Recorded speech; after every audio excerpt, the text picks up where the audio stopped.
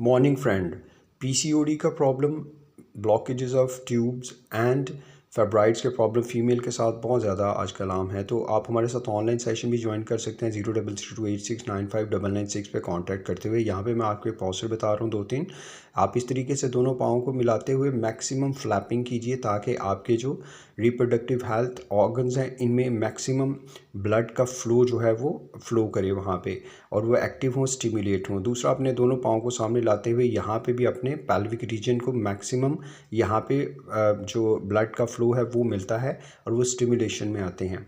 और इसके साथ साथ जो थर्ड मैं आपको इसमें पॉस्चर बता रहा हूँ, आपने दोनों इस तरीके से अपने पाँव को फैलाते हुए राइट एंड लेफ़्ट साइड पे पाँव को थोड़ा करते हुए इनको मैक्सिमम अप एंड डाउन इस तरीके से आप इनको करें और साथ अपने हाथ को ऐसे रखते हुए मैक्सिमम आपका पूरा जो पेल्विक रीजन है यहाँ पे ब्लड की सर्कुलेशन बढ़ेगी। Thank you very much. बाकी लोगों तक भी वीडियोस ज़रूर शेयर करें। Thank you.